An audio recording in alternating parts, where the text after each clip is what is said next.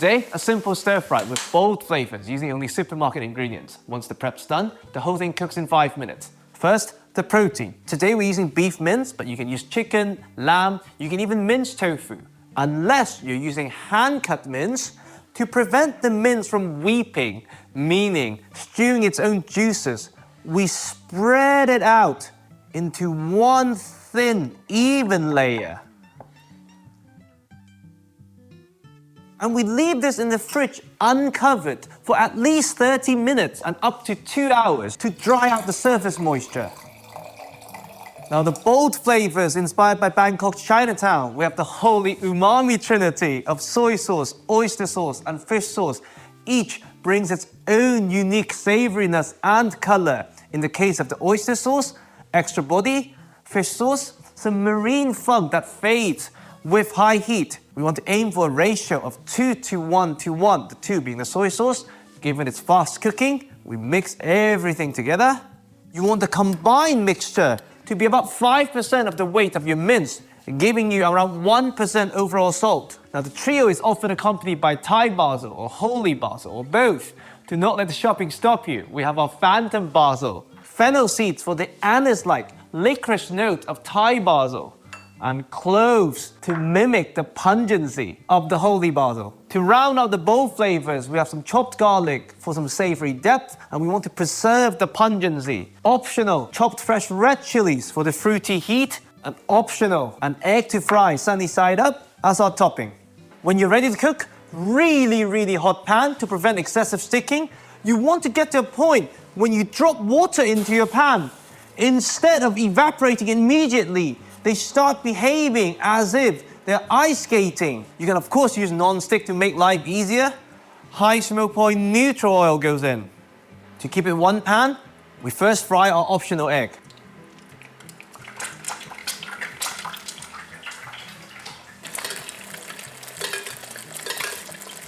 Once the bottom is somewhat set, very carefully, egg comes out, plate lined with kitchen towel.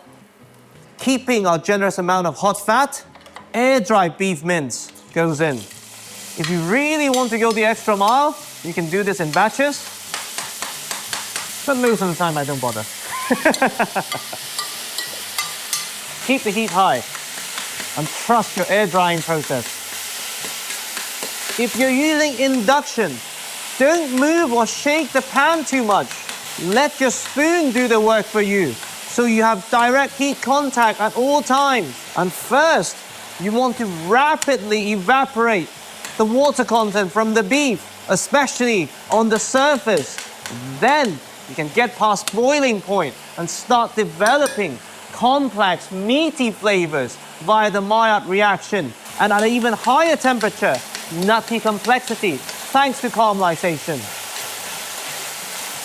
Once you're starting to hear the sizzle, we tilt our pan and start skimming off the excess fat before we introduce the aromatics and spices, so that we don't take any fat-soluble flavors away. Now first, the fennel seeds to bloom before the introduction of moisture. We make a hole in the middle, chopped garlic. I like them quite coarse because they become tasty in their own right. Chopped chilies.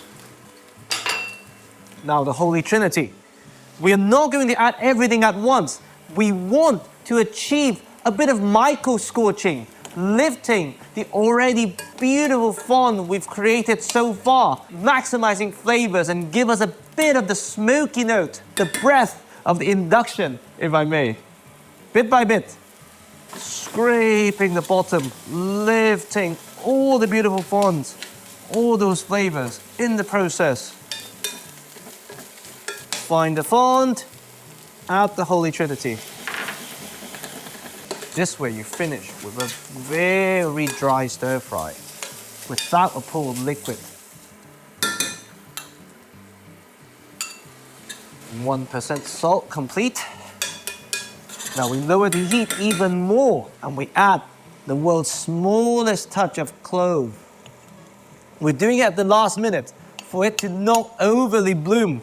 We just want a hint of the pungency to mimic the holy basil. Now we can plate. As bold as it is fast, as complex as it is easy. Beautiful egg on top.